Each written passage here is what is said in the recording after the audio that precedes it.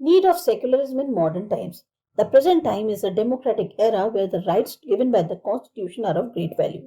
आज का जो जमाना है वो लोकतांत्रिक है, यानी कि जो अधिकार संविधान द्वारा दिए गए हैं वो बहुत वैल्यू रखते हैं. Among all rights, the right to freedom is the heart of democracy. सारे अधिकारों में जो सबसे बड़ा अधिकार है राइट टू फ्रीडम का, ये एक तरह से लोकतांत्रिक का मुख्य हिस्सा माना गया है. For overall development citizens physical and spiritual freedom is necessary. चौतरफा विकास के लिए किसी भी नागरिक के लिए फिजिकल और स्पिरिचुअल फ्रीडम बहुत जरूरी है, आध्यात्मिक तौर पे और शारीरिक तौर पे. Such spiritual freedom is an integral part of democracy and democratic life. तो ये जो एक स्पिरिचुअल फ्रीडम है ये बहुत ही अहम हिस्सा है डेमोक्रेसी का या डेमोक्रेटिक लाइफ का. The acceptance of secularism can only be possible if religious freedom is accepted. अब सेक्युलरिज्म जो है वो तभी अपनाया जा सकता है, पॉसिबल तभी है जब रिलीजियस फ्रीडम को हम अपनाएं. The life of any individual is ruled by two powers, one religion and the second state power. किसी भी इंसान की जो जिंदगी है वो दो पावर्स पर एक तरह से निर्भर है, दो लोग उसको ऊपर रूल कर रहे हैं, एक उसका धर्म और दूसरा जो स्टेट पावर है. Both powers must remain in their own separate domain. दोनों ही पावर्स को अपने अपने क्षेत्र में रहना चाहिए. The philosophy of secularism should be seen with above meaning. और ये जो फिलॉसफी है सेक्युलरिज्म को जैसा ऊपर बताया गया है बिल्कुल वैसे ही उसको होना चाहिए. Moreover, in democratic system, the opportunities for development become more easy with acceptance of secularism. Democratic system में ये जो मौके होते हैं विकास के ज्यादा आसान होते हैं क्योंकि यहाँ पर जो धर्म है या सेक्युलरिज्म है उसको एक्सेप्ट किया गया है. It helps in physical spiritual and religious development of the personality of citizen. ये फिजिकल स्पिरिचुअल और रिलीजियस डेवलपमेंट जो किसी भी इंडिविजुअल की पर्सनालिटी का होता है उसमें डेवलपमेंट में मदद करता है. Secularism is not a state policy but an attitude which is lifestyles of citizens.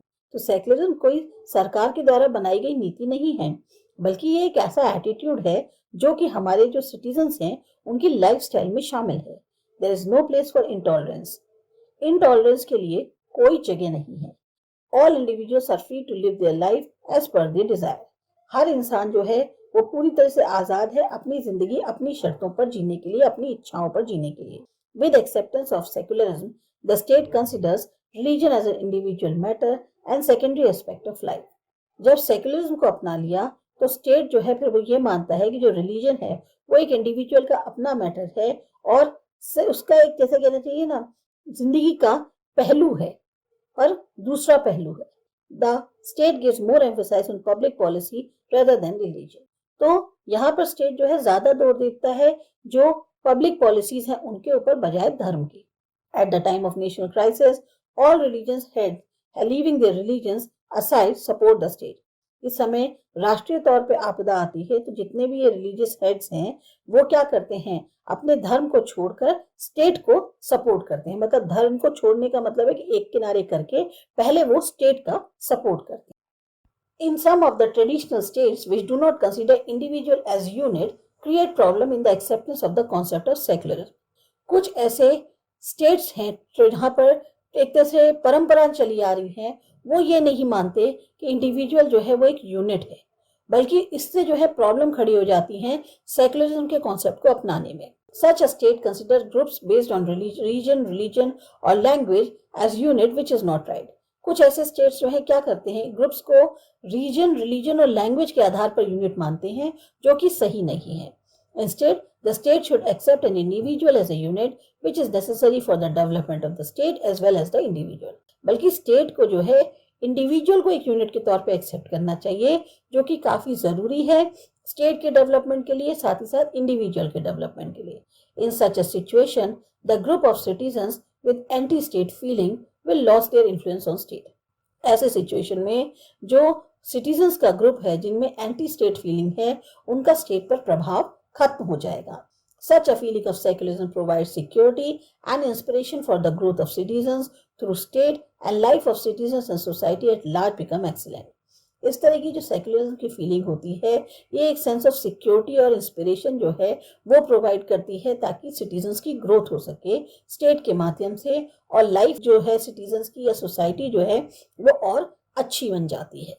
Relevance of secularism in India. In the year 1857, Hindu and Muslim king unitedly fought to liberate India from British East India Company. 1857 में हिंदू और मुस्लिम Kings जो थे वो एक साथ लड़े ताकि India को आज़ाद करा सकें ब्रिटिश ईस्ट इंडिया कंपनी से।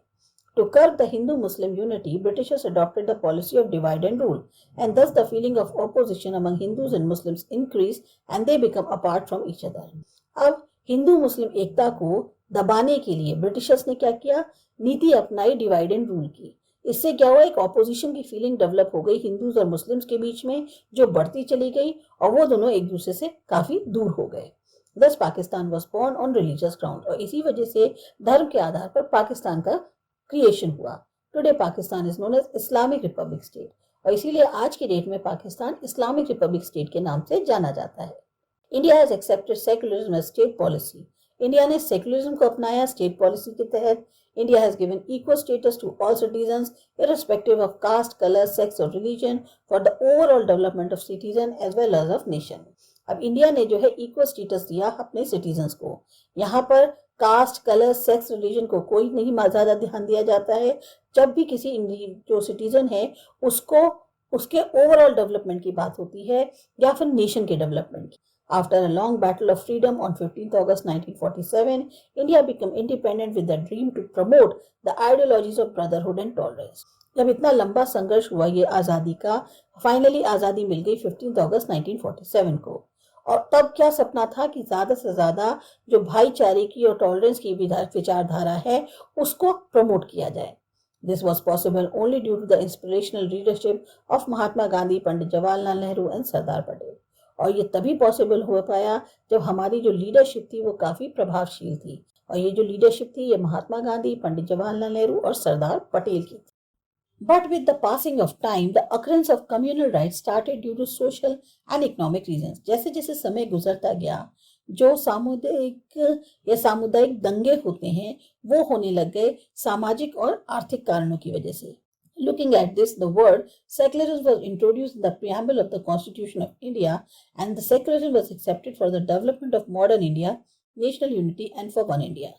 इन सब चीजों को देखते हुए सेक्युलरिज्म वर्ड जो है वो इंट्रोड्यूस किया गया भारतीय संविधान के अंदर, उसके प्रियम्बल में, और फिर इस सेक्युलरिज्म को अपनाया गया ताकि मॉडर्न इंडिया, नेशनल यूनिटी और वन इंडिया का डेवलपमेंट हो। Independent India has accepted parliamentary democratic form of government. जो हमारा आजाद भारत है इसने अपनाई parliamentary democratic form of government. In India democracy individuals are considered as a unit rather than religion or religious groups. भारतीय जो लोकतंत्र है इसमें इंडिविजुअल को एक यूनिट माना जाता है बजाय उसके धर्म को या धार्मिक ग्रुप को। दिस प्रोसेस ऑफ इंडिविजुअल और citizens development will create a path for national development at last. तो ये जो प्रक्रिया है इंडिविजुअल की या सिटीजन डेवलपमेंट की, इससे रास्ता मिलता है नेशनल डेवलपमेंट का। At the same time for development of individual, religious freedom has been guaranteed to fundamental rights. साथ ही साथ इंडिविजुअल के डेवलपमेंट के लिए उसका जो धार्मिक फ्रीडम है वो भी गारंटी किया गया है फंडामेंटल राइट्स के through. For India, the acceptance of secularism is the only way for the overall development of the nation. India के लिए सेक्युलरिज्म को अपनाना ही एक अहम रास्ता था ताकि नेशन का ओवरऑल डेवलपमेंट हो सके। From 1991, India has accepted the policy of liberalization, privatization and globalization. 1991 से इंडिया ने जो है ये नीतियां थी लिबरलाइजेशन की, प्राइवेटाइजेशन की या ग्लोबलाइजेशन की, इनको अपनाया। Under this condition, Indian society can develop only when all citizens get equal status. अब इस कंडीशन के अंतर्गत क्या है कि इंडियन सोसाइटी तभी डेवलप हो सकता है जब सभी सिटीजन्स को बराबर का स्टेटस मिले। The opportunity of economic development is given to all citizens irrespective of religion. जो मौके हैं आर्थिक विकास के वो हर नागरिक को मिले, उसके धर्म के आधार पर नहीं। India has always believed in Vasudhaiv Kutumbakam and it is in practice from ancient times. India ने हमेशा विश्वास किया है वसुधैव कुटुंबकम में और ये बहुत पहले से जो है चला आ रहा है। This philosophy will further strengthen the flow of globalization with acceptance of secularism at global level, and an Indian citizen can easily set an example for ideal international citizen. ये जो philosophy है ये और ज़्यादा मजबूती देती है जो ग्लोबलाइजेशन है उसको, क्योंकि हमारे यहाँ सेकुलरिज्म को एक्सेप्ट किया गया है ग्लोबल लेवल पे और इंडियन सिटीजन जो है आसानी से एक एग्जाम्पल सेट कर सकता है इंटरनेशनल, जो आइडियल इंटरनेशनल सिटीजन है उसके लिए। The philosophy of secularism can develop the feeling of brotherhood and cooperation among citizens and can protect human rights. अब ये जो सेक्युलरिज्म की फिलॉसफी है, ये आपस में भाईचारा, सहयोग, ये सब डेवलप करती है नागरिकों के बीच में, और इससे ह्यूमन राइट्स भी प्रोटेक्ट किए जा सकते हैं। These are fundamental requirements for universal peace and coexistence. तो ये जो है बेसिक रिक्वायरमेंट्स हैं एक यूनिवर्सल तौर पे पीस और कोएग्जिस्टेंस के लिए। The development of information technology and globalization has crossed the state boundaries and universal state can be created. अब जो इंफॉर्मेशन टेक्नोलॉजी इसका डेवलपमेंट हो रहा है, ग्लोबलाइजेशन का हो रहा है, इसकी वजह से क्या है, अब स्टेट्स जो हैं वो एक दूसरे के से कम्युनिकेट कर रहे हैं, तो ऐसे में स्टेट बाउंड्रीज क्रॉस हो रही हैं और क्या कहते हैं, एक यूनिवर्सल तौर पे स्टेट जो है वो क्रिएट हो रहा है। But at the same time we should not forget international politics, और यहीं पर हमें इंटरनेशनल पॉलिटिक्स को भी नहीं भूलना चाहिए। The invention of long range missiles and automatic weapons have made our borders with Pakistan and China more vulnerable. अब ये जो बड़ी बड़ी लॉन्ग रेंज मिसाइल्स हैं, ऑटोमेटिक वेपन्स हैं, इन सब का जो आविष्कार हो रहा है, इससे जो हमारे बॉर्डर्स जुड़े हुए हैं पाकिस्तान और चाइना से, उसमें हम लोगों को जो है ज़्यादा सतर्क रहने की ज़रूरत है। There is greater threat to our national security. हमारी खुद की नेशनल सिक्योरिटी को इससे बहुत खतरा है। Also, the extremists and the militants are creating problem in the valley of Jammu and Kashmir. इसी तरह से जो एक्सट्रीमिस्ट हैं, मिलिटेंट्स हैं, ये भी समस्याएं खड़ी कर रहे हैं जम्मू कश्मीर की घाटियों में। These militants are getting support from our neighboring countries. In militants को जो सपोर्ट मिलता है वो हमारे पड़ोसी राज्यों से मिलता है, पड़ोसी देशों से मिलता है। In such a situation, internal security, peace and unity become the issue of grave concern. अब ऐसे हालात में जो इंटरनल सिक्योरिटी है, पीस है, यूनिटी है, ये काफी ज्यादा चिंता का विषय बन जाते हैं। For internal strength of our country, the cooperation between various groups, tolerance and the feeling of brotherhood are not only necessary but also required to further strengthen. अब हमारा जो कंट्री है वो इंटरनल तौर पे मजबूत हो, इसलिए कोऑपरेशन बहुत ज़रूरी है। अलग अलग ग्रुप्स के बीच में आपस में टॉलरेंस की भावना होनी चाहिए, भाईचारे की होनी चाहिए, और ये जो है बहुत ज़रूरी ही नहीं बल्कि मजबूती के लिए इनको और ज़्यादा आगे आना चाहिए और ज़्यादा ज़रूरत है इस सब चीज़। This can be only achieve through secularism and hence secularism is the need of present time. ये सिर्फ हासिल कैसे हो सकता है, सेक्युलरिज्म से, और सेक्युलरिज्म जो है आज की बहुत बड़ी ज़रूरत है। तो ये था आपका चैप्टर, आपको अच्छा लगा, समझ में आया, सब्सक्राइब करो हमारा चैनल आसा एजुकेशन। बाय।